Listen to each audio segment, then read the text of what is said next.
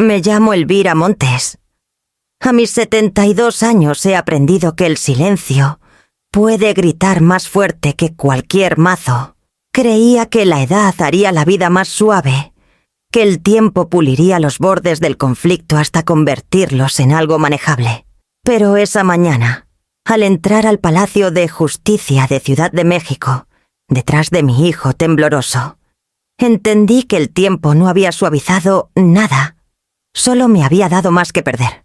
El aire dentro era denso, cargado del olor a barniz y abrigos húmedos. La mano de Emiliano temblaba mientras sostenía su muleta, el leve roce del metal contra el suelo, resonando por el pasillo. Uno a uno los rostros se volvieron hacia nosotros. La abogada que representaba a mi hija ya susurraba con ella con ese tono resbaladizo que usan los abogados cuando piensan que ya ganaron. Seguí caminando. Emiliano tomó asiento en la silla del demandante y se acomodó lentamente el dolor cruzando su rostro. Intentó ocultarlo con una media sonrisa, la misma que me ofrecía a los 10 años cuando fingía que un rasguño en la rodilla no le dolía. Mi exnuera Marina Solís estaba al otro lado de la sala, postura impecable, labios pintados de rojo. Esa calma estudiada de quien cree que la crueldad es compostura. Sus padres se inclinaban hacia adelante en sus asientos, los ojos brillando con la confianza de quienes creen que la ley se doblega ante el dinero. Entonces la voz del alguacil resonó. Todos de pie. El juez César Olmos entró, un hombre al que no había visto en casi 20 años. Sentí su mirada recorrer la sala antes de posarse en mí. Su pluma se detuvo en el aire. El color abandonó su rostro. Señora Montes, dijo casi en un susurro. ¿Por qué está aquí? Todo sonido se desvaneció. Hasta el tic-tac del reloj pareció pausarse. Alguien en la galería susurró suave pero claro. Es ella, la reina de la ley. Por un instante quise desaparecer, regresar a la vida tranquila que había construido tras alejarme de todo esto. Pero los nudillos de Emiliano estaban blancos alrededor de su muleta. Se estaba ahogando. Y yo era la única que aún recordaba cómo nadar. Di un paso al frente. Mi voz salió calma, firme, cargada con el peso de cada verdad por la que alguna vez luché. Porque dije, todavía creo que la verdad puede sostenerse sola. El mazo no cayó. Nadie respiró. En algún lugar detrás de mí el obturador de una cámara hizo clic. Encontré los ojos de Marina fríos, sorprendidos de repente, inseguros, y me senté junto a mi hijo. El juez ordenó sus papeles, pero su mano aún temblaba. Afuera, la lluvia comenzó a golpear las altas ventanas del juzgado, leve y persistente, como recordándome que las tormentas nunca pasan realmente, solo esperan a que vuelvas a entrar en ellas. Y así lo hice. Esa mañana Ciudad de México estaba envuelta en una llovizna que calaba hasta los recuerdos. Me desperté antes del amanecer, el sonido de la lluvia tamborileando contra las ventanas de la vieja casa, en la calle Álvaro Obregón. El aire olía a ladrillo mojado y café quemado. Emiliano estaba sentado a la mesa de la cocina, una mano alrededor de una taza rota, la otra apoyada en su muleta. Su rostro estaba pálido en la penumbra, y cuando puse un abrigo sobre sus hombros, no protestó. Salimos sin hablar mucho. El trayecto en taxi al centro fue silencioso, salvo por el murmullo de la radio del conductor, hablando de atascos en Insurgentes. Emiliano miraba por la ventana mientras el horizonte de la ciudad se desdibujaba, torres de acero, emborronadas por la lluvia, la ciudad luciendo a la vez, familiar y extraña. En el reflejo del cristal, vi su mandíbula fuerte, la que antes cargaba risas, ahora ensombrecida por la derrota. Al llegar al juzgado, un pequeño grupo de personas esperaba bajo el toldo, reporteros en su mayoría, resguardando sus cámaras bajo cubiertas de plástico. Alguien susurró: «¿Esa es ella, verdad? La mujer a la que su propia hija está demandando». Las palabras me golpearon más fuerte que el frío. Sentí el brazo de Emiliano tensarse bajo mi mano, pero no lo solté. Lo sostuve mientras subíamos los escalones de piedra, un movimiento cuidadoso a la vez. El mármol estaba resbaladizo, y el ritmo desigual de su muleta resonaba una percusión frágil bajo la lluvia. A mitad de camino, una joven secretaria pasó cargando una caja de archivos. Me miró 2 veces el reconocimiento asomando antes de que apartara la vista avergonzada. No la culpé. La historia ya se había esparcido Marina Solís antes una filántropa intachable, ahora buscando el control legal de la herencia de su madre anciana. El público lo llamó una tragedia familiar. Para mí era como una autopsia pública. En lo alto de las escaleras, Emiliano se detuvo, su respiración entrecortada. «No tienes que hacer esto», murmuró la voz áspera por la vergüenza. «Ella no vas a escuchar razones. Ninguno lo hará». «Lo sé», dije suavemente ajustando el cuello de su abrigo. «Pero tendrá que escuchar la verdad». No respondió.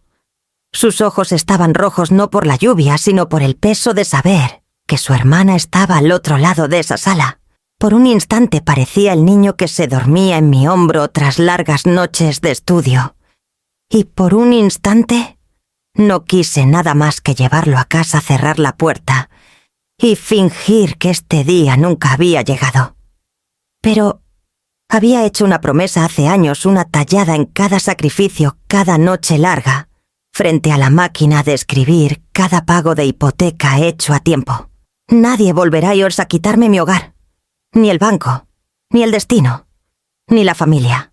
Al llegar al rellano, las puertas del juzgado se alzaban imponentes, altas, indiferentes, brillando con el reflejo de la tormenta. Presioné la manija de latón. El frío me atravesó los huesos, pero empujé la puerta de todos modos. El aroma de la lluvia nos siguió dentro, y con él, el eco de cada voto que había cumplido.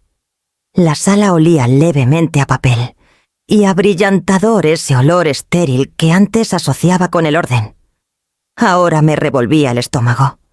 Emiliano estaba a mi lado, su muleta apoyada contra el banco. Parecía más pequeño en esa sala inmensa, casi tragado por la madera pesada y el silencio solemne. Al otro lado del pasillo, Marina ajustó su saco, un azul profundo, que combinaba con la carpeta de su abogada. Alejandra Cruz. Reconocí el nombre antes de ver a la mujer.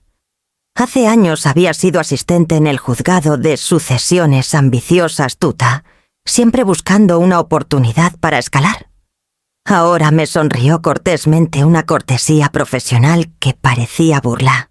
Su voz resonó fácilmente cuando se puso de pie, clara y sin prisa, como si leyera un guión que ella misma había escrito. «Señor juez», comenzó, «estamos aquí en nombre de mi clienta, la señora Marina Solís, quien solicita establecer una curatela legal sobre su madre, la señora Elvira Montes.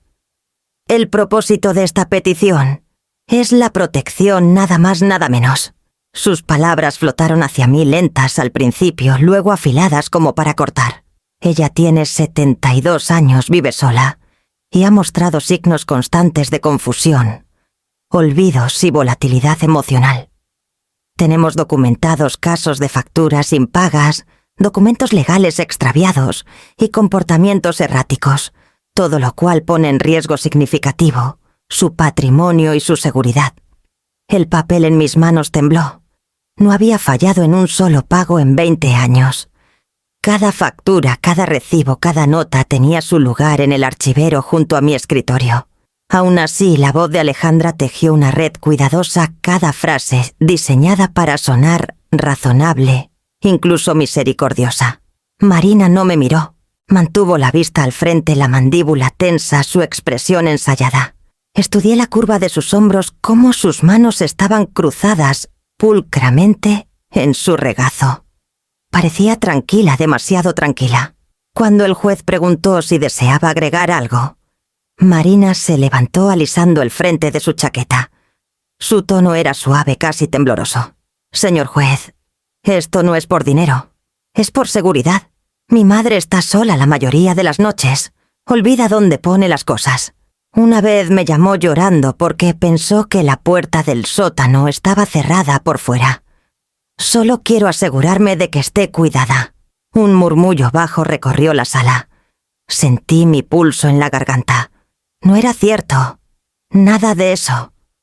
Esa noche que mencionó había estado hablando por teléfono con la compañía de gas, intentando corregir un error en la facturación.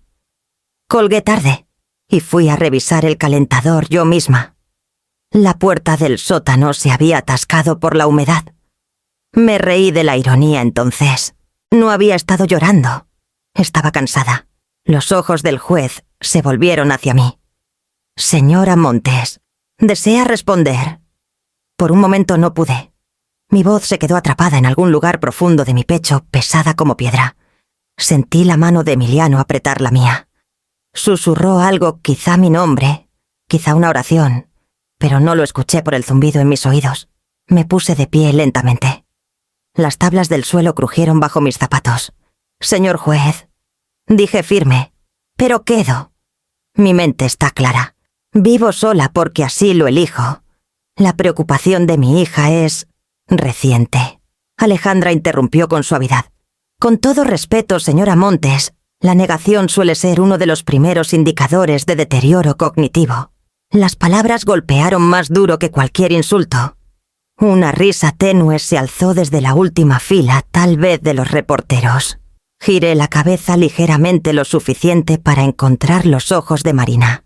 Por primera vez me miró, pero no había ni un destello de remordimiento, solo una fría convicción. Sentí los años colapsar entre nosotras, su risa infantil resonando en el pasillo, el olor de su cabello cuando se dormía en mi hombro la noche en que me llamó para decir que esperaba a Leo. Todo eso ahora borrado por un documento presentado en nombre de la protección. El juez dijo algo procesal, algo sobre programar una audiencia completa, pero no lo escuché. Las palabras mentalmente incapaz resonaban más fuerte que la tormenta afuera. Me senté lentamente, las rodillas temblando, y miré mis manos cruzadas en mi regazo. Estaban firmes. Mis pensamientos eran claros.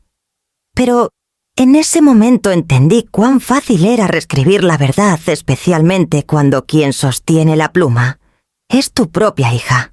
Esa noche después de la audiencia, no pude dormir. Las palabras de la sala aún se aferraban a los rincones de mi mente, susurrando como una corriente bajo la puerta. Me senté en la cocina, la luz sobre el fregadero derramándose sobre los azulejos rotos, y observé la lluvia deslizarse por la ventana. La vieja casa crujía como siempre lo hacía tras una tormenta, como si suspirara conmigo. Miré alrededor de la habitación, al papel tapiz desvaído y los gabinetes de madera que yo misma había lijado hace años. Todo aquí llevaba mis huellas, mi aliento, mi historia. Era más que paredes y pisos, era una vida cosida con terquedad y amor. Después de que Raúl murió, la gente me dijo que vendiera la casa. Demasiado grande para una sola mujer, decían. Demasiado trabajo. Pero no veían lo que yo veía. Cuando me paraba en medio de la sala vacía con la luz del sol entrando por las altas ventanas, aún podía sentirlo allí. El eco de su risa, el fantasma de nuestras discusiones sobre dónde poner el piano. La casa en Álvaro Obregón estaba cayéndose a pedazos cuando la compramos, pintura descascarada.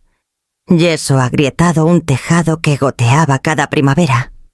Raúl prometió arreglarla cuando tuviéramos tiempo. Luego el tiempo se acabó. Recuerdo haber estado en una escalera una tarde de otoño raspando capas de pintura vieja de las barandas del porche, hasta que me ardían los brazos. Los vecinos pasaban y ofrecían lástima cortés, pero los ignoré. Cada pincelada era como reclamar algo que había perdido. Años después, cuando nació Leo, la casa volvió a la vida. Corría descalzo por el pasillo arrastrando sus carritos de juguete por los zócalos, dejando rasguños leves que nunca me molesté en cubrir. Abuela, tus escaleras crujen como si hablaran, decía, y yo reía contándole que a la casa le gustaba chismear.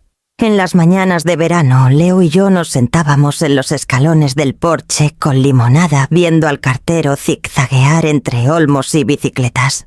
Esos eran los momentos que hacían respirar a la casa amor tranquilo cotidiano, que nadie vería jamás en papel. Ahora esas mismas escaleras se sentían más empinadas.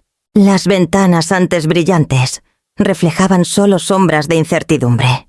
Aún podía escuchar la voz de Leo en los ecos del pasillo, pero últimamente incluso ese recuerdo parecía frágil, como si alguien lo estuviera borrando lentamente. Me puse de pie y caminé hacia la puerta principal. La perilla de latón estaba fría bajo mi palma, su superficie desgastada por décadas de girarla. Más allá estaba el pequeño jardín que había cuidado desde antes de que Marina aprendiera a escribir. Rosas, tulipanes, el parche de hiedra terca, que se negaba a morir. En primavera Leo solía ayudarme a arrancar maleza a sus pequeñas manos torpes, pero ansiosas. «No puedes arrancar las flores que se ven desordenadas», le dije una vez. «Algunas cosas solo necesitan tiempo para florecer de nuevo». Él asintió solemnemente sin entender, pero fingiendo que sí. Entonces me golpeó cuán fácil confunden las personas el amor con la posesión. Marina no quería esta casa porque la apreciara. La quería porque era prueba de que no necesitaba ser salvada. Esa clase de independencia la asustaba. Tal vez le recordaba todo lo que había intentado enterrar los años en que elegí el trabajo sobre la comodidad, las decisiones que nunca me perdonó. Toqué la pared junto a la puerta trazando la fina grieta que se había extendido por el yeso. La casa había envejecido conmigo. Ambas llevábamos cicatrices que nadie más se molestaba en ver. «Tendrán que arrastrarme piedra por piedra», susurré en el silencio. Las palabras salieron de mi boca firmes, casi desafiantes. Afuera la lluvia se había parado, pero la calle aún brillaba bajo el resplandor de las lámparas. La casa olía levemente a cedro y aceite de limón hogar, en el sentido más verdadero de la palabra. Y por primera vez, ese día, dejé caer los hombros sabiendo que viniera lo que viniera, este lugar, estas paredes, estos recuerdos, no se rendiría fácilmente. Fue una tarde de principios de primavera, una de esas noches en que Ciudad de México no se decidía entre el calor y el frío. Las ventanas se empañaban por el calor de la cocina y el olor a pollo asado con romero llenaba la casa. Recuerdo haber puesto la mesa con la vajilla vieja que Raúl compró para nuestro 10º aniversario. Se sentía bien ver los platos de nuevo, sentir el ritmo simple de la familia. Marina se ofreció a traer el postre. Llegó con una caja de una pastelería del centro, vestida con una de esas blusas cremas impecables que siempre la hacían parecer que iba a una junta, no a una cena. Leo la seguía sosteniendo su mochila escolar, sus ojos brillando con esa felicidad que solo los niños aún saben mostrar. Emiliano ya estaba allí acomodando las sillas en silencio para que su hermana no tuviera que hacerlo. Todavía caminaba con esfuerzo entonces, su muleta apoyada contra la mesa. Los 4 juntos casi parecía normal. La cena comenzó ligera. Hablamos del proyecto de ciencias de Leo, de cómo logró hacer un volcán funcional con bicarbonato y vinagre. Por un momento me permití creer que tal vez la brecha entre Marina y yo estaba sanando. Pero a mitad de la comida el tono cambió. Mamá dijo dejando el tenedor con cuidado: «Pasé por tu banco esta semana. Me dijeron que has estado retirando efectivo en persona otra vez». Levanté la vista sorprendida. «Me gusta ver con quién hablo», dije sonriendo. Las cuentas en línea se sienten frías. Los labios de Marina se curvaron no con diversión, sino con preocupación de esas que esconden juicio detrás de la cortesía. «No deberías manejar dinero a tu edad, mamá. ¿Y si alguien te estafa? ¿Has oído esas historias, gente perdiendo todo por olvidar una contraseña?» Emiliano se movió en su asiento incómodo. «Ella está bien, Marina. Sabes que mamá es más lista que cualquiera de nosotros». Marina lo ignoró. «Solo pienso que estarías más segura si alguien te ayudara a manejar las cosas. Podríamos preparar unos documentos, algo protector, solo para asegurarnos de que todo esté en orden». Su tono era suave, persuasivo, envuelto en cuidado como una cinta de seda sobre alambre de púas. Me reí pensando que era otro de sus hábitos cautelosos. «Documentos», dije sirviéndole más vino. «Has estado en finanzas demasiado tiempo, querida. Todo es papeleo contigo». Ella sonrió, pero había algo calculado en sus ojos, algo que no quise ver. Después de la cena, mientras Emiliano lavaba los platos, Marina se quedó en la cocina. Dejó un pequeño sobre en la encimera. «No es urgente», dijo con ligereza. «Solo un formulario de autorización estándar. Hará las cosas más fáciles si algo pasa. Debería haber hecho más preguntas». Pero justo entonces, Leo entró corriendo, agitando un dibujo a crayón de la casa. «Abuela, mira, dibujé tu casa para que nunca desaparezca». Me reí abrazándolo fuerte. No noté la pluma que Marina deslizó junto al sobre, ni el leve temblor de alivio cuando dije: «Lo revisaré después». Esa noche, después de que se fueron, encontré el sobre bajo un montón de correo y lo firmé distraídamente mientras pagaba cuentas. No parecía nada una hija ayudando a su madre a organizarse. Ahora, sentada en la misma cocina meses después, aún podía ver el leve pliegue donde mi pluma había presionado el papel. No había entendido entonces que lo que firmé no era ayuda, era permiso. La casa estaba silenciosa esa tarde, con ese tipo de silencio prestado temporal y frágil. Estaba ordenando recibos viejos en la sala cuando sonó el timbre. A través de la cortina de encaje vi a Leo en el porche con la capucha puesta contra el viento, aferrando una carpeta de plástico contra su pecho. Parecía más pequeño de lo que recordaba, también más delgado. Cuando abrí la puerta me dio una sonrisa rápida, de esas que no llegan a los ojos. «Mamá dijo que podía pasar unos minutos», dijo.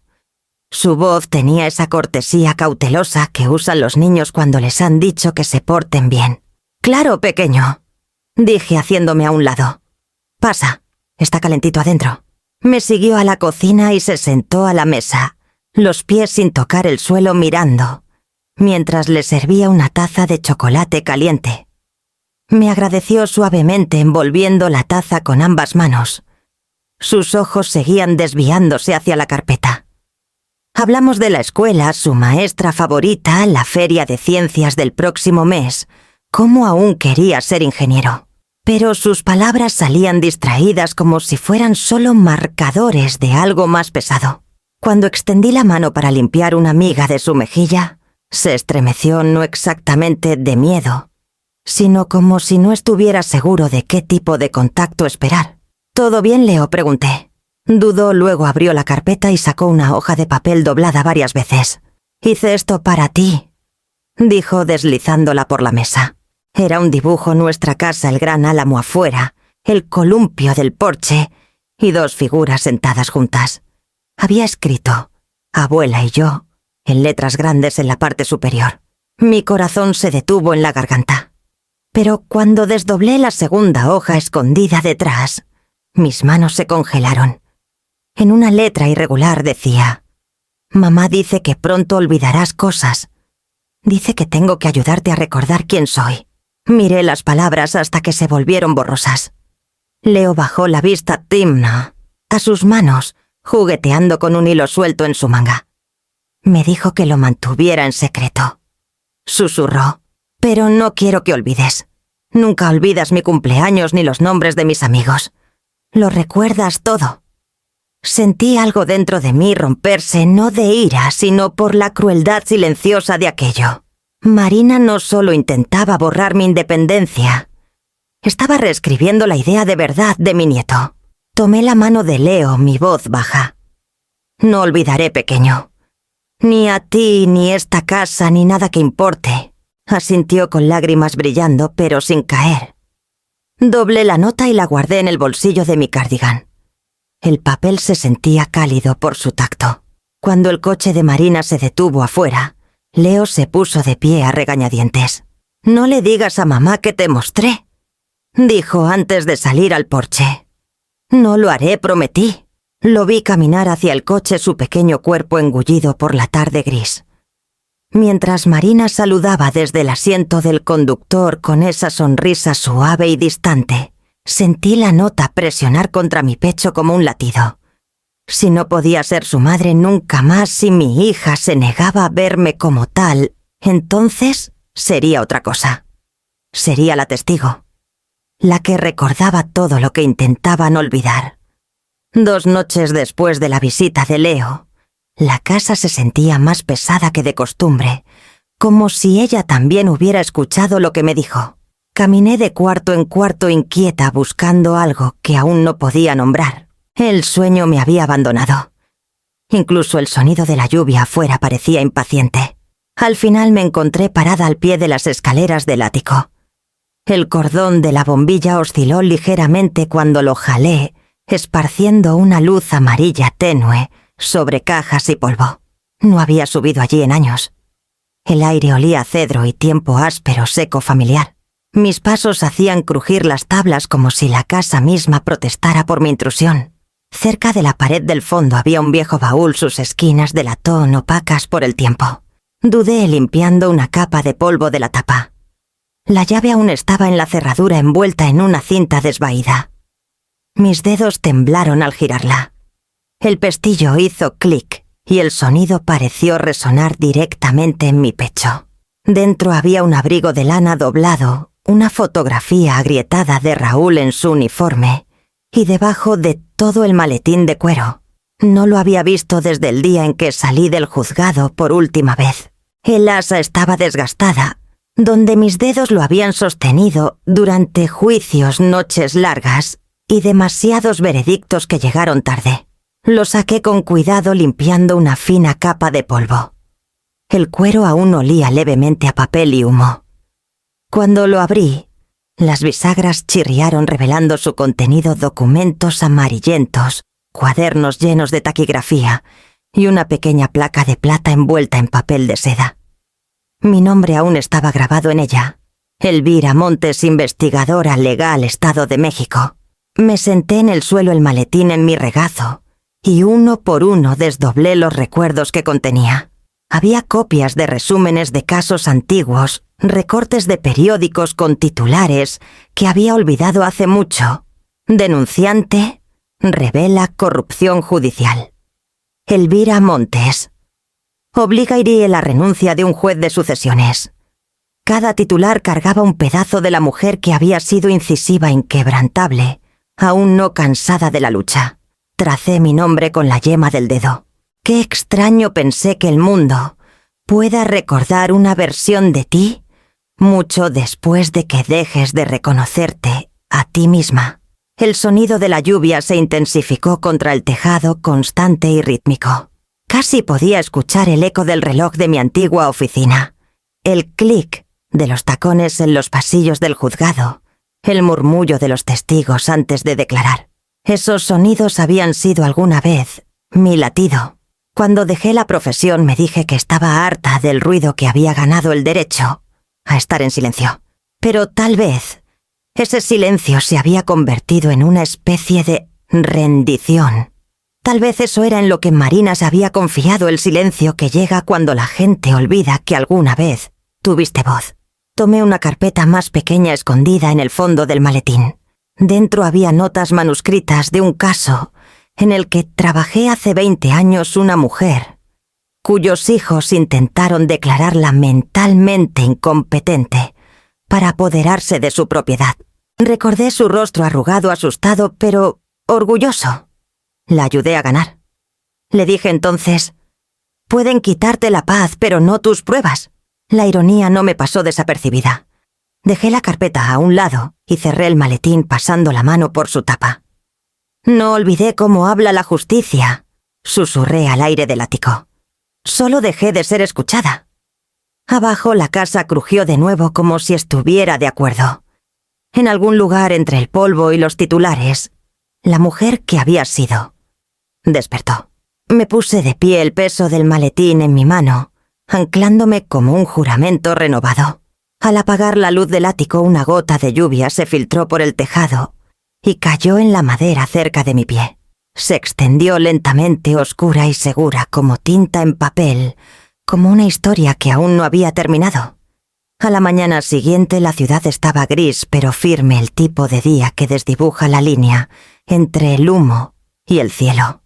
Salí de casa temprano, el maletín de cuero equilibrado en el asiento del copiloto.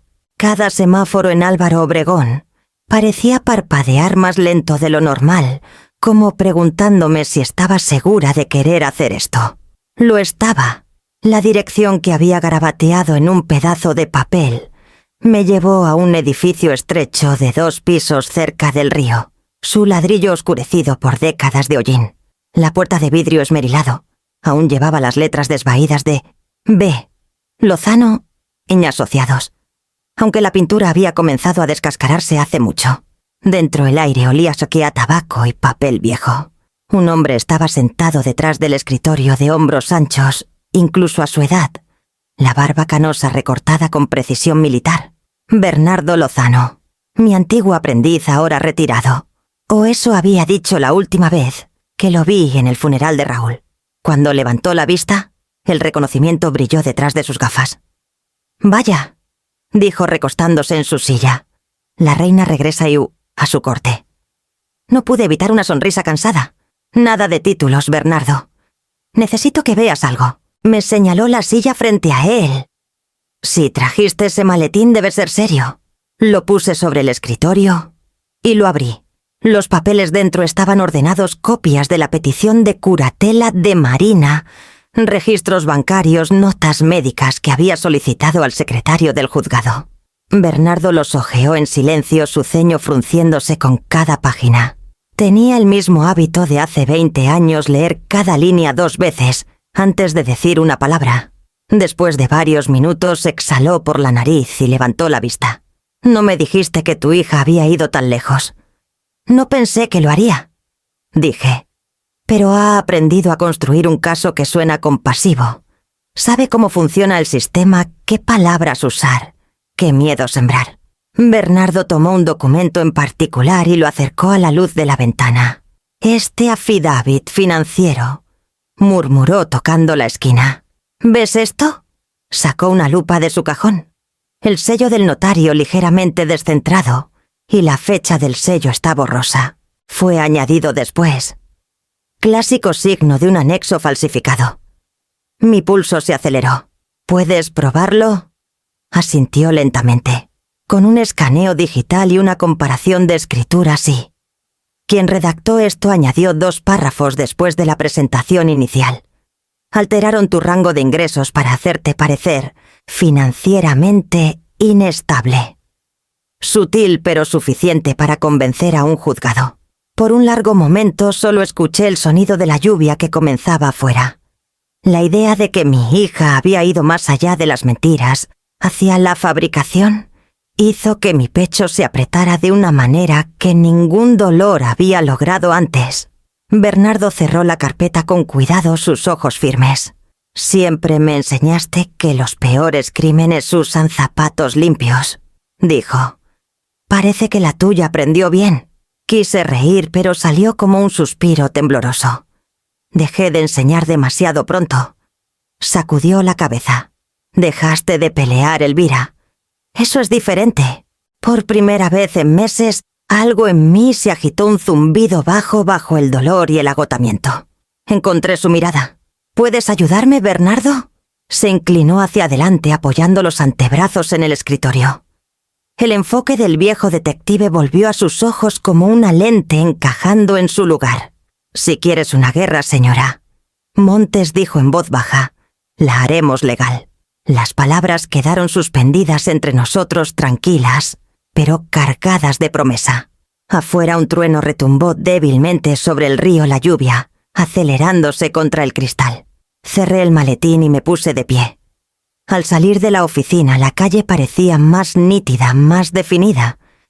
La ciudad no había cambiado, pero algo en mí sí. Por primera vez en años no sentía que estaba huyendo de algo, estaba caminando hacia ello. La tarde siguiente Bernardo llegó a mi casa con una caja de herramientas pequeña y un termo de café negro. No se molestó con saludos, solo pasó por la puerta escaneando la sala con la misma alerta silenciosa que solía usar en casos de vigilancia.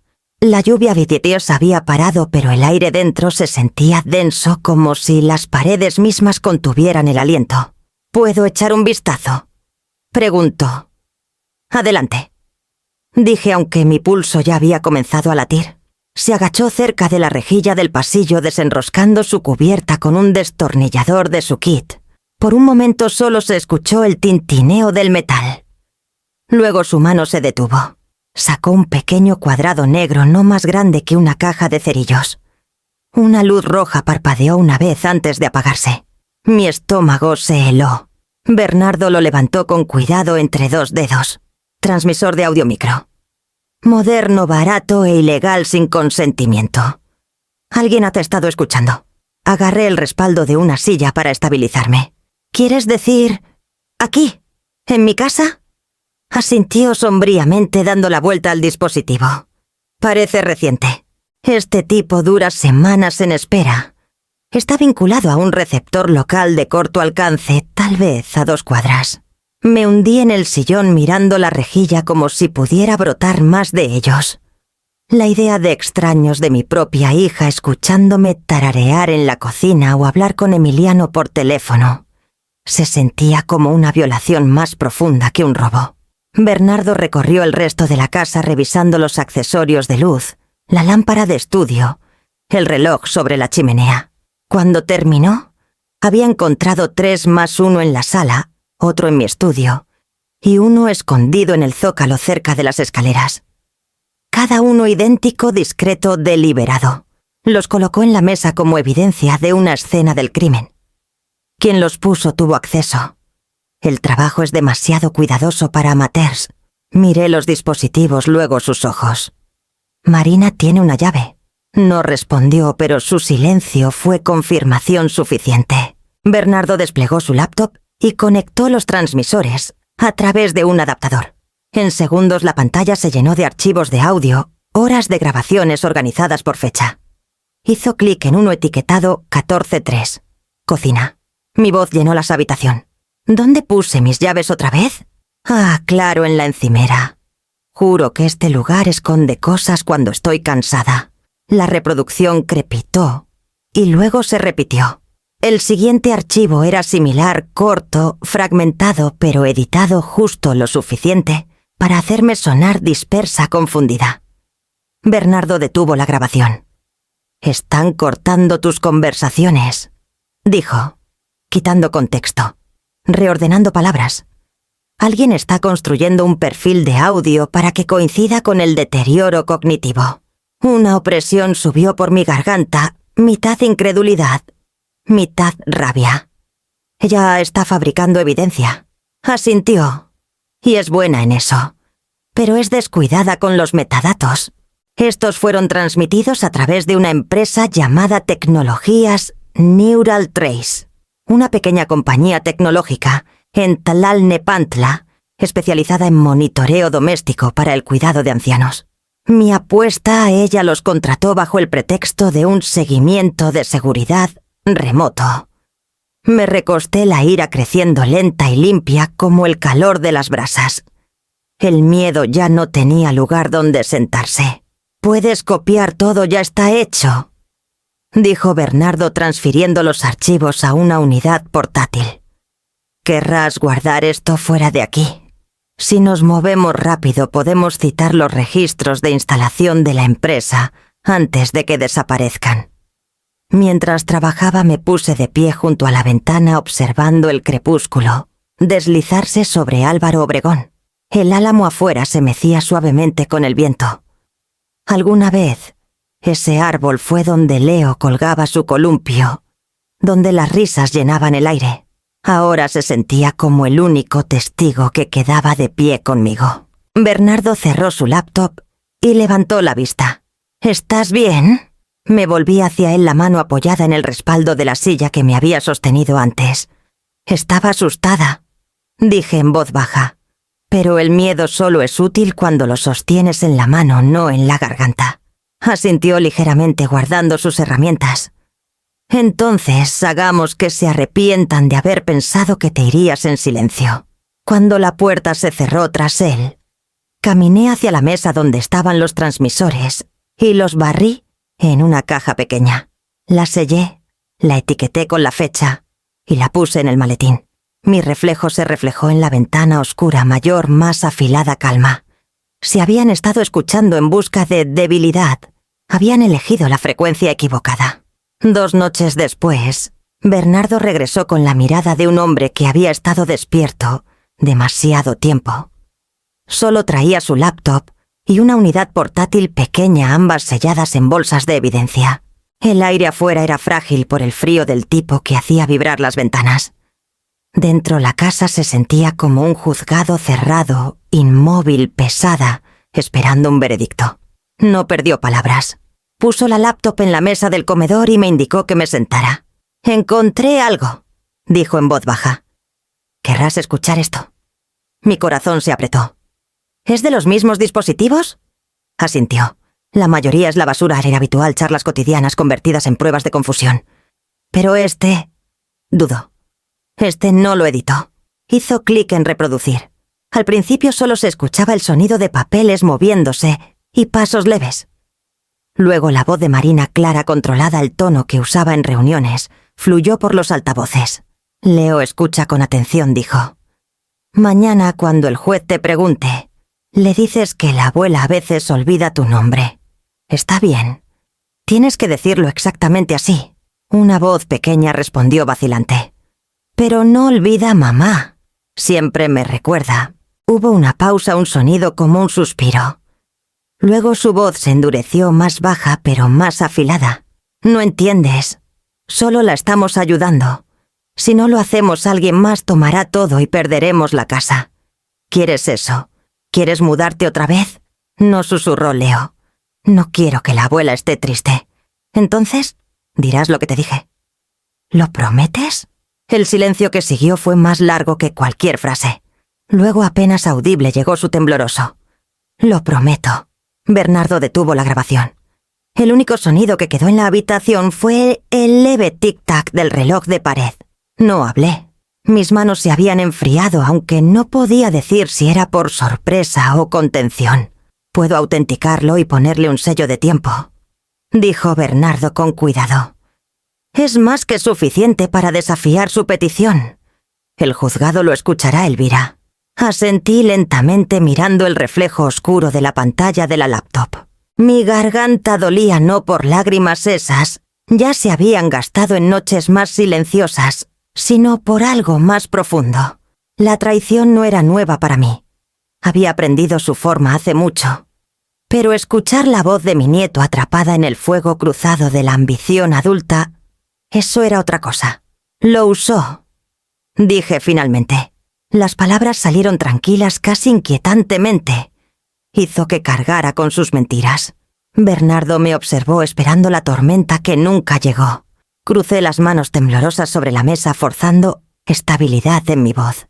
«No la enfrentaremos con rabia. Eso es lo que espera. Que sus palabras se deshagan solas». Dio un pequeño asentimiento de aprobación. «Siempre preferiste la verdad al drama». Miré el maletín apoyado contra la silla, su cuero opaco pero resuelto. Dentro estaban las grabaciones, la prueba, el sonido de una mujer cruzando una línea que nunca podría deshacer. La casa volvió a estar en silencio, pero ya no era el silencio del miedo. Era la pausa antes del movimiento, antes de que la justicia comenzara a respirar. El juzgado en la calle Madero parecía igual que hace 30 años, mismos pilares de mármol, mismos pasillos resonantes, mismo olor a papel viejo y abrillantador de pisos. Pero esta vez no entraba como investigadora ni testigo experta. Entraba como la acusada en mi propia vida. Bernardo ya estaba esperando cerca del escritorio. De seguridad, su traje gris planchado, pero desabotonado, el más leve rastro de agotamiento alrededor de sus ojos. «¿Lista?», preguntó. Asentí, aunque la respuesta era complicada. Estar lista no se trataba de valentía, se trataba de memoria, y de eso tenía de sobra. La sala estaba abarrotada. Algunos reporteros que reconocí de hace mucho estaban sentados al fondo, susurrando en sus teléfonos. Marina y su abogada Alejandra Cruz estaban junto a la mesa, de la demandante, sus cabezas inclinadas, en una confianza tranquila y ensayada. Alejandra estaba impecable como siempre, su traje azul marino, sus uñas perfectas, su expresión tallada en simpatía por el lado equivocado de la verdad. Cuando el secretario llamó el caso, el juez César Olmos, entró un hombre alto con cabello blanco como la nieve y una presencia que imponía silencio.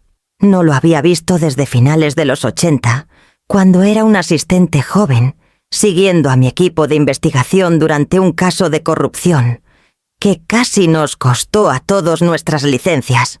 Su mirada recorrió la sala. Por un breve segundo sus ojos encontraron los míos y algo brilló allí. Reconocimiento, luego contención. Carraspeó y comenzó. Esta audiencia es para determinar los méritos preliminares de la petición de curatela presentada por la señora Marina Solís respecto a su madre, la señora Elvira Montes. Alejandra se levantó. Su voz era suave medida.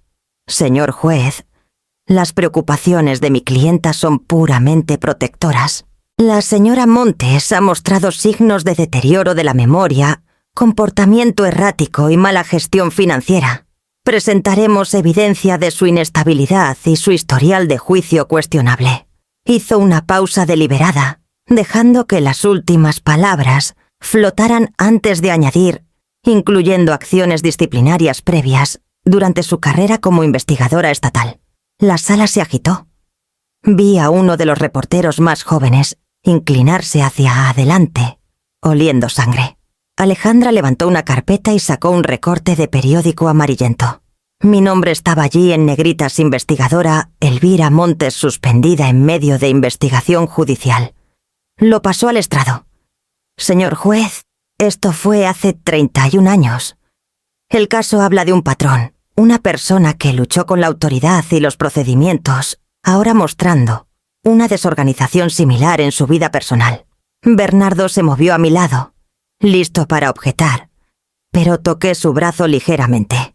«Déjala terminar», murmuré. El juez Olmos escaneó el documento. Levantó la vista lentamente. «Recuerdo ese caso», dijo. «La suspensión fue temporal, si mal no recuerdo». «Sí», respondió Alejandra con suavidad. «Pero tal historial indica una incapacidad persistente para mantener corrección», dije poniéndome de pie. Mi voz resonó lo suficiente para acallar los susurros en la sala. «Indica una negativa a comprometer la integridad». Todos los ojos se volvieron hacia mí. Los labios de Alejandra se apretaron en una sonrisa cortés, como si hubiera estado esperando que cayera en su trampa. «Señora Montes», dijo, «¿está negando que el Estado encontró motivos para revisar su conducta?» «No lo niego», respondí con calma. «Lo aclaro. El Estado investigó a un juez que expuse por soborno. Él retalió presentando una queja ética falsa. La revisión me absolvió por completo». Un murmullo recorrió la sala, silencioso, contenido, pero inconfundible. Alejandra se enderezó. «Aún así, señora Montes, la edad y el estrés afectan la memoria. Su hija solo busca protegerla de posibles daños». «¿Proteger?» Dejé que la palabra flotara. Mi hija instaló dispositivos de grabación en mi casa, falsificó estados financieros y entrenó a su hijo de 10 años para mentir bajo juramento. Si eso es protección, señor juez, entonces hemos redefinido la palabra. El rostro de Alejandra palideció por un instante antes de que recuperara la compostura. Bernardo dio un paso adelante colocando una unidad USB en el escritorio del secretario. «Prueba B», dijo con calma. «Grabaciones verificadas y metadatos de dispositivos recuperados en la residencia de la señora Montes».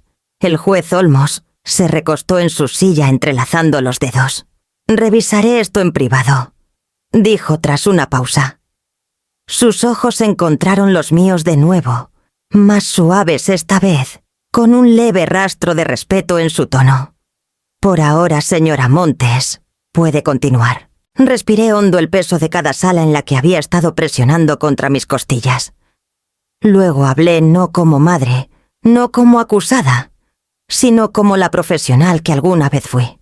Mi mente está clara, mis registros son sólidos, y la única confusión que veo, dije mirando directamente a Marina, es la que viene de la codicia disfrazada de preocupación.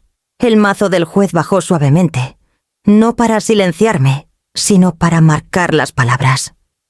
La segunda audiencia comenzó bajo un cielo color peltre. Llegué temprano los escalones del juzgado, resbaladizos por la llovizna matutina, mi viejo maletín de cuero, apretado contra mi costado. Bernardo caminaba a mi lado con una pila de carpetas selladas bajo el brazo, su mandíbula firme con un propósito silencioso. Dentro la sala zumbaba con una energía más afilada que antes. La noticia se había esparcido, reporteros, secretarios judiciales y extraños curiosos llenaban los bancos. Las mismas personas que alguna vez susurraron sobre mi declive, ahora se inclinaban hacia adelante, sintiendo el aire cambiar. Marina ya estaba sentada en la mesa de la demandante. Lucía impecable como siempre, el cabello recogido en un moño suave, su traje del color del acero pulido. Alejandra Cruz revoloteaba a su lado ordenando papeles que ya no parecían armas, sino escudos. El juez Olmos entró exactamente a las 10.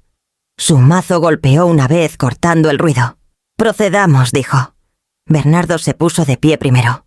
«Señor juez, la defensa presenta evidencia adicional relevante para la veracidad de las afirmaciones de la demandante». Abrió la carpeta de cuero y entregó un paquete encuadernado al secretario. Incluye certificados de autenticación digital notariados, registros de metadatos originales y una grabación completa y sin editar recuperada de los dispositivos encontrados en la casa de la señora Montes.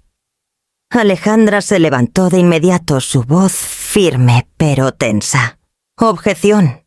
Estos materiales se obtuvieron mediante una investigación privada fuera del descubrimiento». «Denegada», dijo Olmos antes de que Bernardo pudiera responder. «Permitiré la revisión. Continúe, señor Lozano». Bernardo conectó una unidad pequeña al sistema de audio de la sala. La habitación se quedó inmóvil, ni siquiera el roce de los papeles. Los primeros segundos estuvieron llenos de estática, luego el leve zumbido del aire acondicionado. Después vino la voz de Marina.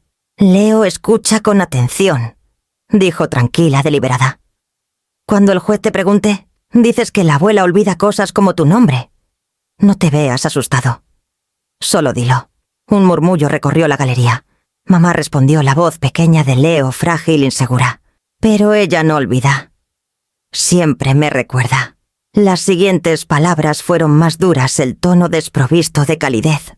«Haz lo que te digo, Leo. No podemos perder la casa. Quieres que la abuela esté segura, ¿verdad? Entonces ayúdame a protegerla». Jadeos rompieron la sala uno tras otro. La compostura de Marina se quebró por primera vez. Se medio levantó de su silla.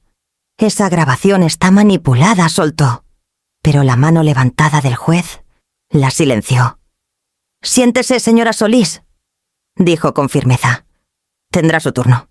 Bernardo dejó que el audio continuara por otros 30 segundos, el roce de papeles, el sollozo apenas audible de Leo, y luego el susurro final. «Lo prometo, mamá». Cuando la reproducción se detuvo, el silencio que siguió fue más pesado que cualquier ruido. Ni siquiera los reporteros se movieron. Mantuve mis manos cruzadas sobre la mesa, mi pulso firme, mi respiración medida. Frente a mí, Marina miraba el suelo, sus dedos temblando, a pesar de su intento por ocultarlo. El juez Olmos ajustó sus gafas y habló lentamente. «El juzgado reconoce esta evidencia como material y corroborativa. La autenticación está verificada». «Señora Solís, ¿desea responder?»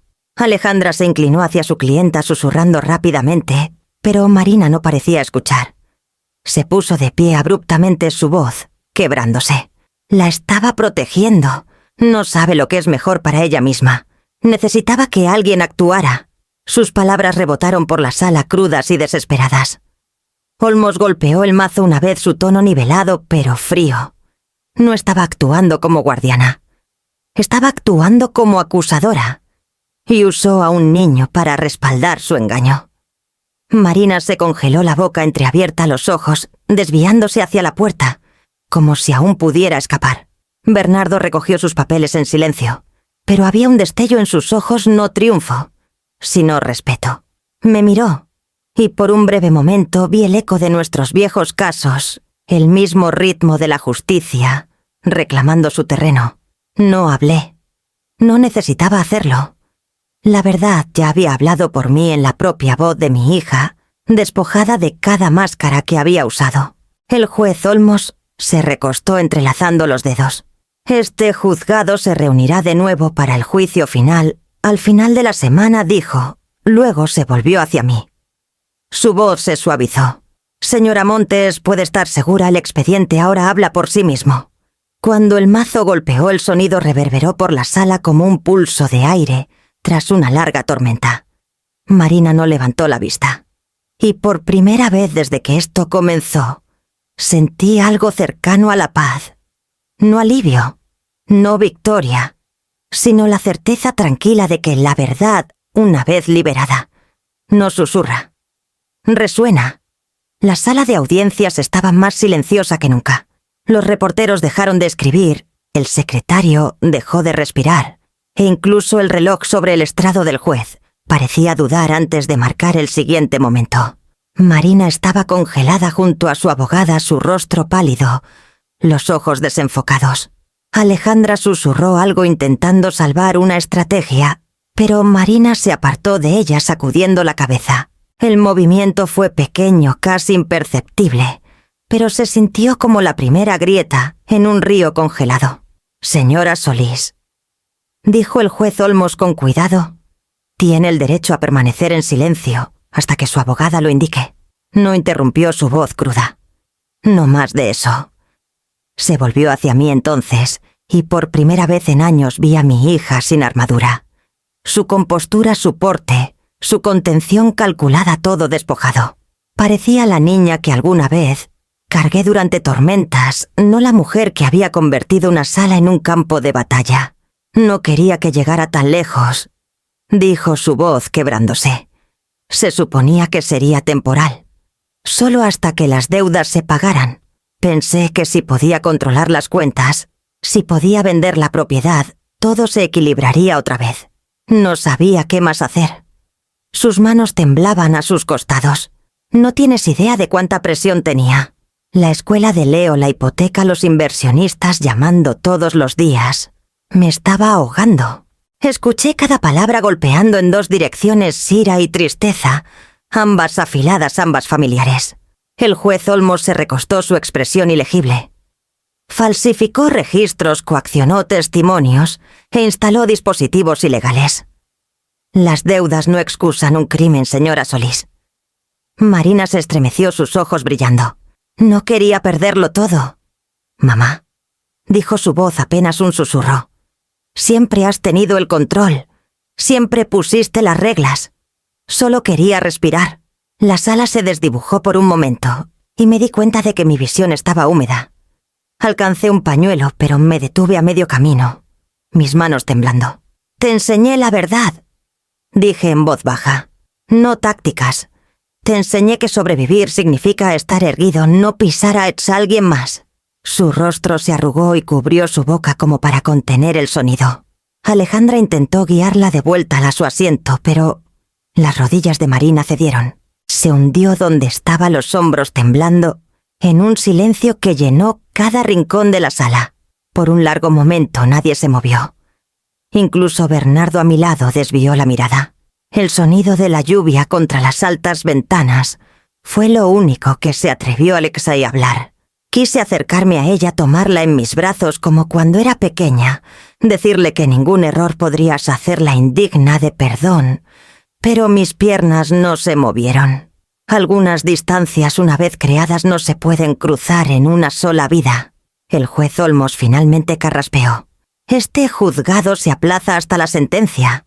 La señora Solís permanecerá bajo custodia en espera de revisión. Su voz era firme pero más suave que antes, como si él también hubiera visto la tragedia bajo el juicio. Cuando el alguacil se llevó a Marina, ella se volvió una vez más. Sus ojos encontraron los míos suplicantes, avergonzados, pero también por primera vez honestos. Asentí levemente un gesto que no significaba ni perdón ni castigo, solo reconocimiento. La puerta se cerró tras ella. El eco que dejó se sintió como un final y una oración a la vez. El último día de la corte llegó bajo un sol pálido de invierno. La ciudad estaba tranquila, como conteniendo el aliento. Caminé por las puertas del juzgado con Bernardo a mi lado, el peso de meses, presionando mis hombros, pero sintiéndose más ligero que en años. Los pasillos olían levemente a brillantador y papel, el mismo aroma que alguna vez fue mi compañero diario. Cuando entramos a la sala estaba casi llena. Los reporteros ocupaban las filas traseras, sus plumas listas pero vacilantes. Incluso ellos parecían sentir que lo que estaba por suceder no era espectáculo, sino cierre. Emiliano estaba sentado en silencio detrás de mí, las manos cruzadas, los ojos fijos al frente. Al otro lado del pasillo, Marina estaba con su abogada, su expresión apagada. Parecía más pequeña, no disminuida, sino humana otra vez. El juez Olmos entró exactamente a las 10. Su voz tranquila y deliberada resonó fácilmente en la sala. Este juzgado se reúne de nuevo para dictar su fallo en el asunto de Solís contra Montes. Hizo una pausa ajustando sus gafas. Tras la revisión de la evidencia, los testimonios y los materiales grabados, la petición de curatela es denegada en su totalidad. El juzgado considera que la señora Elvira Montes está en pleno uso de sus facultades mentales y es capaz de manejar sus asuntos de manera independiente. Todas las restricciones previas quedan anuladas. El leve golpe del mazo resonó como un latido. Bernardo exhaló a mi lado, pero no me moví.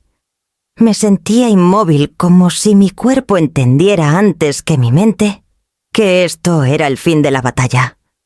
El juez Olmos continuó. Respecto al asunto de la custodia del menor, Leo Solís, el juzgado determina que la guarda conjunta será otorgada a su padre, el señor Emiliano Solís, y a su abuela, la señora Elvira Montes. Las visitas con la señora Marina Solís serán permitidas bajo supervisión, en espera de una evaluación psicológica y revisión familiar. La cabeza de Marina cayó ligeramente, sus manos apretadas con tanta fuerza que los nudillos se volvieron blancos. Quise odiarla, sentir la fría satisfacción de la vindicación, pero lo que sentí en cambio fue tristeza silenciosa y profunda, como agua sobre piedra. El juez Olmos se volvió hacia ella, su tono más suave ahora. Señora Solís, confío en que entenderá que este fallo no es un castigo, sino una protección tanto para su hijo como para usted misma. La protección no puede significar control. Cuando lo hace, deja de ser amor. Las palabras se asentaron en el silencio como una verdad final. Marina sintió sus lágrimas apenas visibles, pero inconfundibles. Bernardo puso una mano en mi brazo. Se acabó, susurró. Miré al juez, luego a mi hija, y finalmente a la pequeña ventana detrás del estrado, donde la luz se filtraba débilmente. No dije suavemente: está resuelto. Pero cosas como estas nunca terminan. Cuando la corte se levantó, recogí mis papeles lentamente. Al darme la vuelta para irme, Leo se deslizó al pasillo, su pequeña mano, encontrando la mía. Abuela, susurró, ¿podemos ir a casa ahora? Lo miré a los ojos, que habían visto demasiado pronto, y sonreí. Sí, pequeño. A casa. Afuera el aire era frío pero limpio. El cielo se había despejado, una fina franja de luz solar brillando en la cúpula del juzgado. Me detuve en los escalones, sintiendo el calor de la mano de Leo en la mía, la presencia silenciosa de Emiliano justo detrás y el leve sonido de campanas en la distancia. La justicia había hablado, pero lo que permanecía no era triunfo, era misericordia frágil y ganada. Al final me di cuenta de que la victoria no se trataba de ganar el caso. Se trataba de salir aún capaz de amar a quienes te habían roto el corazón. Los días después del veredicto se desdibujaron en una calma extraña. La casa estaba silenciosa otra vez, no por miedo esta vez, sino por ese silencio hueco que llega cuando el ruido finalmente se detiene. Emiliano se había llevado a Leo a casa por el fin de semana, a unas pocas calles de distancia, pero su ausencia dejaba las habitaciones demasiado amplias y el aire demasiado inmóvil. Pasé la primera mañana limpiando, aunque no quedaba nada por limpiar. Los papeles estaban archivados, los cajones cerrados, el maletín devuelto a su lugar en el baúl del ático. Sin embargo, me encontraba moviéndome por la casa como si esperara encontrar algo que había perdido un sonido, un aroma, un propósito que ya no estaba allí. A media tarde llevé una taza de té al porche. El sol comenzaba a ponerse sobre Álvaro Obregón, pintando las ventanas de las casas de enfrente, con un suave dorado. Las tablas del porche crujían bajo mi silla familiares y firmes. Era el mismo lugar donde Leo solía columpiar las piernas contra la baranda, haciendo preguntas interminables sobre todo lo que veía. Ahora solo estábamos yo, el silencio, y el zumbido de la ciudad al caer la tarde. Al otro lado de la calle una vecina saludó y levanté la mano en respuesta. Ella dudó un momento. Luego sonrió incómoda antes de entrar. Conocía esa mirada mitad admiración, mitad inquietud. La gente no sabía cómo acercarse después de que había salido en los periódicos. Una copia de El Universal estaba doblada junto a mí en la mesa del porche. Había leído el titular esa mañana y lo dejé allí, como esperando que el viento se lo llevara. La reina de la ley, regresa Elvira Montes, contraataca el fraude en la corte familiar. Debajo un subtítulo más pequeño decía «La justicia renace», en manos de una investigadora retirada. Bernardo había llamado antes para decirme que la historia era justa e incluso respetuosa. Sus intenciones eran buenas, pero no pude leer el resto. Títulos como ese nunca se sentían como victoria. Se sentían como fantasmas sombras de la mujer que solía ser, no de la que era ahora. Dejé la taza y miré hacia el horizonte donde el sol se deslizaba lentamente bajo el perfil de la ciudad. Los colores se profundizaban en ámbar y violeta, el tipo de luz que hace que todo parezca más suave de lo que es. Pensé en Marina, su cabeza inclinada en la corte, su voz temblorosa, su última mirada antes de que los guardias se la llevaran. La ley me había devuelto mi libertad, pero no me había devuelto a mi hija. El teléfono en la mesa vibró una vez, un mensaje de Bernardo. El juez Olmos me pidió que te dijera que espera que consultes sobre la reforma ética la próxima primavera. Dice que podrían usar tu voz otra vez. Sonreí débilmente cerrando el mensaje sin responder. Una parte de mí quería decir que sí volver al mundo que había dejado atrás. Pero otra parte, más vieja y silenciosa, sabía que regresar a la lucha solo significaría cargar el peso de nuevo. La justicia no era una corona para llevar. Era una carga que elegías levantar, y a veces costaba más de lo que daba. El viento cambió trayendo el leve sonido de risas infantiles desde unas calles más allá. Por un momento imaginé a Leo entre ellos, su voz clara y brillante intacta por todo lo que había sucedido. Ese sonido esperanzado cotidiano era suficiente. Me recosté en la silla sintiendo la madera fresca contra mis palmas. El sol descendió más dejando solo una fina banda de naranja sobre los árboles. El mundo seguía adelante como siempre, indiferente pero constante. Justicia no es una corona, susurré a la luz que se desvanecía. Es un peso que eliges levantar. La luz del porche parpadeó al caer el crepúsculo, proyectando un pequeño círculo dorado a mi alrededor. Más allá la calle se oscureció. El viento susurró entre las hojas del álamo, y la casa crujió suavemente, viva de nuevo, a su manera silenciosa. La carta llegó un jueves gris por la mañana, escondida entre facturas de servicios y un folleto de supermercado. Casi la paso por alto al principio, un sobre sencillo sin remitente, mi nombre escrito en la letra cuidadosa y inclinada que no había visto en meses. Por un momento solo la sostuve, sintiendo su ligereza, el temblor que subía por mi pecho, traicionando cuán pesada era en verdad. Me senté en mi escritorio, en el estudio, el mismo donde había pasado noches, preparando evidencia y releyendo declaraciones de testigos. El aire olía levemente a cedro y tinta. Afuera el cielo colgaba bajo sobre la ciudad una llovizna suave, pintando las ventanas con hilos plateados. El sobre se abrió fácilmente. Dentro había una sola página doblada 2 veces. La letra era pulcra, pero desigual, como si cada palabra hubiera sido pesada antes de permitírsele estar en el papel. Mamá, estoy en terapia ahora. Me tomó semanas siquiera decir esa frase sin sentir vergüenza.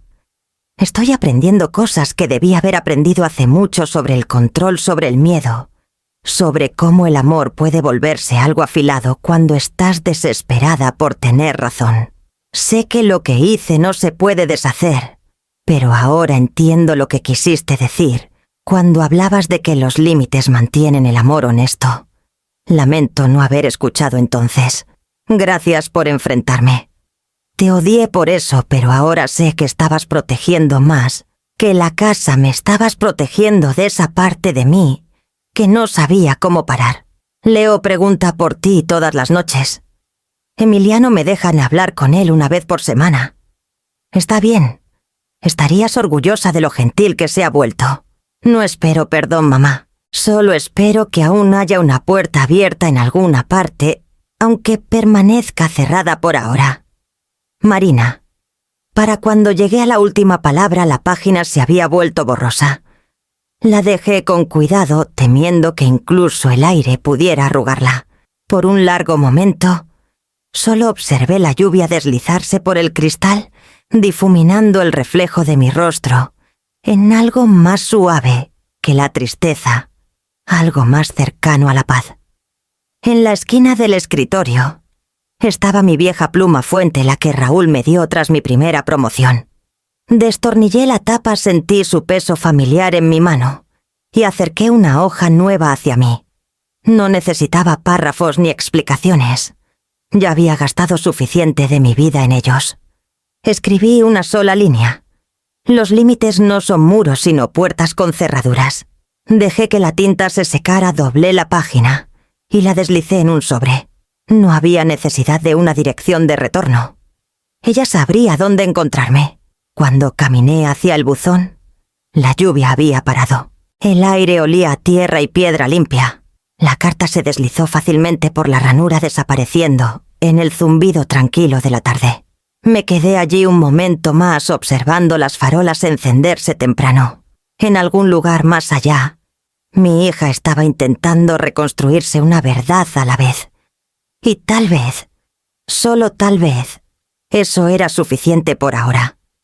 1 año puede cambiar la forma del silencio. El mío solía ser pesado como el silencio tras una puerta cerrada de golpe. Ahora se siente abierto, ligero como la calma antes de una risa. Vendí la casa en Álvaro Obregón a principios de primavera. Me tomó meses tomar la decisión, pero cuando lo hice, se sintió simple, limpio. El lugar guardaba demasiado ecos de voces alzadas en amor y en ira, el suave paso de pies que ya no visitaban los secretos que habían escuchado a través de las paredes. Merecía su descanso. Y yo también. La cabaña que compré está cerca del borde norte del lago de Chapala, donde el agua se encuentra con el cielo en un plateado infinito. Las mañanas aquí comienzan con gaviotas trazando arcos bajos sobre las olas y terminan con el aroma de pino y sal flotando en el aire. Es más pequeña que mi antiguo hogar. 2 recámaras, un estudio y un porche estrecho que mira al horizonte. Pero me queda perfecta como una verdad redescubierta tras años de ruido. El primer fin de semana después de mudarme, Leo vino a visitar. Había crecido en 1 año su voz redondeándose en algo casi adolescente. Pero su risa era la misma, pura, sin reservas, del tipo que llena una habitación sin pedir permiso. Emiliano lo trajo por la tarde cargando una caja de madera pequeña. «Mamá Leo hizo esto para ti», dijo Emiliano sonriendo de esa manera tranquila y agradecida suya. Leo abrió la caja y sacó una placa de latón pulida hasta un brillo suave. Las palabras estaban grabadas con cuidado, su letra ligeramente desigual, pero orgullosa. Hogar solo por consentimiento. Sentí que el aire se detenía en mi pecho, esa quietud que llega solo cuando algo verdadero encuentra su lugar. ¿Podemos colgarla juntos?, preguntó. Claro, dije. Encontramos un lugar junto a la puerta principal, justo bajo la luz del porche. Los tornillos eran demasiado largos para sus pequeños dedos, así que sostuve la placa mientras él giraba el destornillador con feroz concentración. Cuando finalmente estuvo en su lugar, dio un paso atrás y la miró como un artista podría mirar un cuadro terminado. «Listo», dijo sonriendo. «Ahora nadie puede entrar a menos que lo diga en serio». Reí suavemente. Exactamente. Más tarde, después de que Emiliano y Leo se fueron, me senté en el porche con una taza de té, observando la luz curvarse sobre el lago. La placa de latón brillaba débilmente en el sol, que se desvanecía una pequeña promesa cumplida. Pensé en Marina, sus cartas, su lenta reconstrucción. Seguía en terapia aprendiendo aquí a hablar sin defenderse.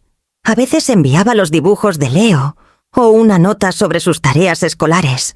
Las palabras eran cuidadosas pero reales. Eso era suficiente por ahora. El viento cambió trayendo el aroma del lago y el leve murmullo de las olas contra la orilla. Cerré los ojos y escuché. Por primera vez en mucho tiempo no escuché ecos de salas de juzgado ni el zumbido de cables ocultos. Solo el ritmo de mi propia respiración firme y segura. Intentaron tomar lo que poseía. Murmuré en la quietud, pero en cambio, me enseñaron quién soy. El cielo se profundizó en rosa y azul, y las primeras estrellas comenzaron a aparecer. Alcancé la pequeña linterna en la mesa, y la encendí la llama prendiendo con un suspiro tranquilo. Su brillo rozó la placa de latón, haciendo que las palabras titilaran débilmente en el crepúsculo. Más allá del porche el mundo era amplio y permisivo. Tomé un sorbo de mi té dejando que el calor se asentara. Hogar al fin no era un lugar que pudieran tomar o dar, era la paz que había construido dentro de mí, solo por consentimiento.